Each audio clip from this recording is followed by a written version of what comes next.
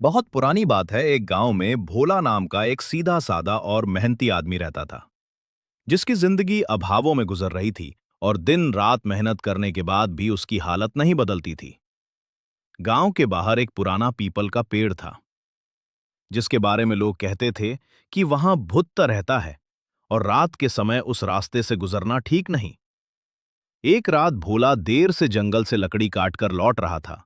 तभी पीपल के पास पहुंचते ही ठंडी हवा चलने लगी और अचानक उसने देखा कि लंबे खुले बालों वाला, सफेद कपड़ों में लिपटा, उल्टे पांव का एक भूत पेड़ से नीचे उतर रहा है।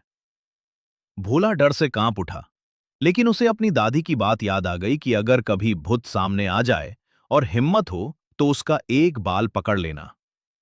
जैसे ही बश भूत उसके पास आया, भोला ने डर को दबाकर झपट्टा मारा और उसके सिर से एक बाल नोच लिया। भूत दर्द से चीख पड़ा और गिड़गिड़ाकर बोला, मेरा बाल लौटा दे।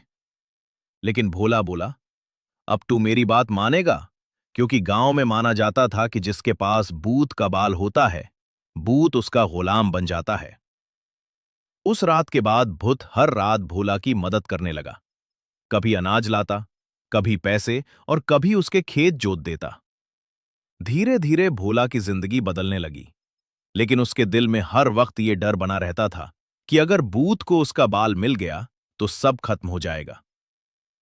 कुछ समय बाद बोवाई का मौसम आया और भोला ने बूत से खेत में बोने के लिए बीज लाने को कहा। बूत बीज लेने चला गया और भोला अकेला खेत में खड़ा रह गया। तभी लालच और डर के बीच उसने सोचा कि अगर वो बूत के बाल को छुपा दे तो बूत हमेशा उसके काबू में रहेगा। उसने खेत की मेड़ के पास मिट्टी खोदी और बूत का बाल वहीं दबा दिया। थोड़ी देर बाद जब बूत बीज लेकर लौटा और खेत के पास पहुंचा, तो अचानक उसके कदम रुक गए। वो जमीन की ओर देखने लगा और उसके चेहरे पर डरावनी मुस्कान फैल गई। उसने कहा, इंसान तू बहुत चालाक है, लेकिन जमीन के नीचे छुपी चीजों को हम सबसे पहले महसूस करते हैं, क्योंकि जमीन हमारी मां होती है। ये कहते हुए उसने मिट्टी खोदकर अपना बाल निकाल लिया और भोला की तरफ देखते हुए बोला, अब तू मेरा नहीं रहा, अब तेरे कर्मों का हिसाब पूरा होगा। अगली सुबह गांव वाले खेत पहुंचे तो बीज बिखरे पड़े थे। हल वहीं रखा था, लेकिन भोला खेत में मरा पड़ा था। उसकी आंखें खुली की खुली थीं।